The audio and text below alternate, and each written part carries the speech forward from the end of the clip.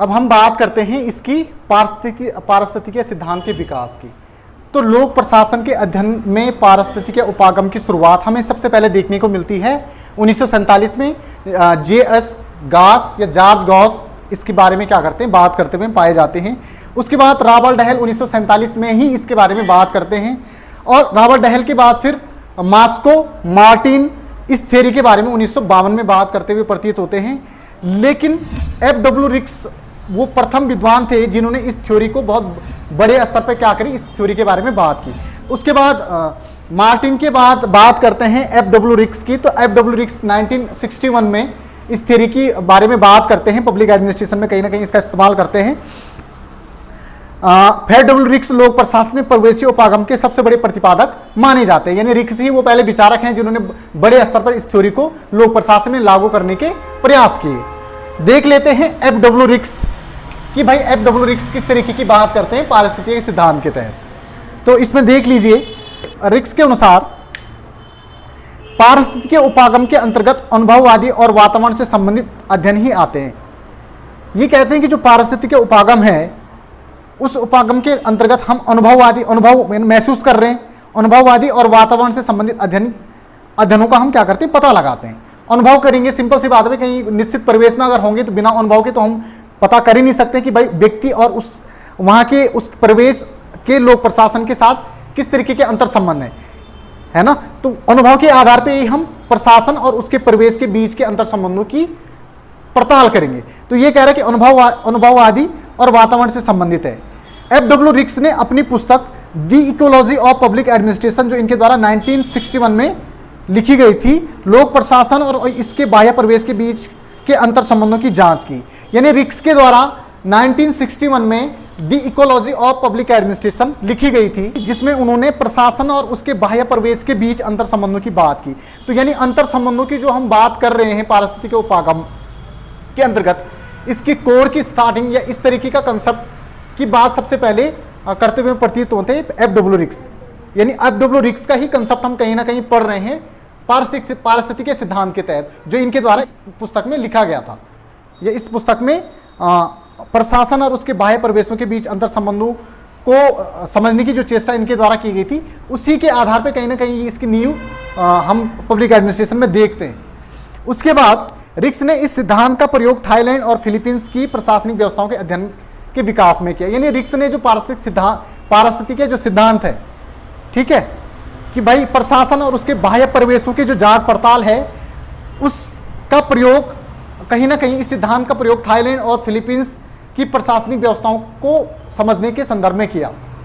तो यानी थाईलैंड और फिलीपींस की जो प्रशासनिक व्यवस्थाएं हैं उसको समझने के संदर्भ में उसने इस सिद्धांत का इस्तेमाल किया रिक्स ने। आ सकता है कि भाई पारिस्थितिकीय सिद्धांत किन देशों के अध्ययन को फोकस करने की वकालत करता है, या किन देशों के अध्ययन को क्या करता है, चुनने की कोशिश करता है, इस तरीके से कुछ आ सकता है।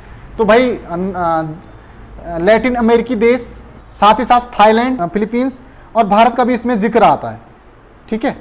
इस तरीके से भी क्वेश्चन आ सकता है कि भाई रिक्स किन देशों की प्रशासनिक व्यवस्था को पारिस्थितिकीय सिद्धांत से समझने की चेष्टा करता है या उसके द्वारा कोशिश की गई है, तो थाईलैंड और फिलीपींस। उसके बाद परिवेशीय परिप्रेक्ष्य से प्रशासनिक व्यवस्थाओं की व्याख्या करने के लिए उन्होंने संरचनात्मक कार्य संबंधी उपागम को चुना। अब देखो, ये जो किसी भी पर्टिकुलर जो एरिया है लोक प्रशासन का और वहाँ की जो परिस्थिति है, उसके अंतर संबंधों को चुनने के लिए इसने एक नए उपागम को की सहायता से इसके अध्ययन को चुना, और वो नया उपागम क्या है, संरचनात्मक कार्य संबंधी उपागम। रिक्स के अलावा संरचनात्मक कार्य संबंधी उपागम को टालकाट पार्सन जो समाजशास्त्री थे, Robert Merton, Marion Levy, Gabriel Almond और डेविड एप्टर जैसे अन्य विचारकों ने अपनाने की चेष्टा की। तो इसके साथ साथ ड्वाइट वाल्डो के साथ साथ जो संरचनात्मक उपागम को जो अप्लाई करने की कोशिश की गई वो टॉलकाट पार्सन के द्वारा की गई थी, रॉबर्ट मर्टन के द्वारा की गई थी, मेरियन लेवी, ग्रेबियल आमंड और डेविड एप्टर। यहाँ से क्वेश्चन आ सकता है, बहुत इंपॉर्टेंट है। अब थोड़ा सा इसको समझ लीजिए कि भाई जो संरचनात्मक कार्य संबंधी उपागम है, ये एक्चुअल में बात क्या करता है। संरचनात्मक कार्य संबंधी उपागम के अनुसार हर समाज की विशिष्ट संरचना होती है जो विशिष्ट कामों को करती है। यानी संरचनात्मक जो कार्य संबंधी उपागम है, ये इस तरीके की बात करता है कि प्रत्येक समाज की अपनी एक संरचना होती है और वो जो समाज जिसकी जो संरचना होती है उसके कुछ निश्चित काम होते हैं, उन्हीं कामों को वो करती है। इस तरीके की बात करता है संरचनात्मक कार्य संबंधी उपागम। कहने का मतलब यह है कि कोई जो पर्टिकुलर समाज है उसके कार्य करने की क्षमता भी क्या है, कुछ निश्चित ही होती है, उससे बाहर वो काम नहीं कर सकता है। सिंपल सी बात है, जैसे मैंने अभी आपको एग्जांपल दिया कि भाई हम हिंदू भाषी होते हुए अगर ब्रिटेन या चाइना में अगर काम करने के लिए जाएंगे तो हमारी सभ्यता और संस्कृति में है ही नहीं वो चीज़ें जो वहाँ पर चलती हैं। तो वहाँ की जो अंडरस्टैंडिंग है, प्रशासनिक जो समझ है, उसको सीखने में हमें कम से कम 2 से 3-4 साल का समय लग सकता है। तो इसलिए हम वहाँ पे उस तरीके से उस कुशलता के से काम नहीं कर सकते हैं जिस कुशलता से हम अपने परिवेश में रह करके काम कर सकते हैं। तो इस तरीके की बात कहीं ना कहीं संरचनात्मक कार्य संबंधी उपागम करता है।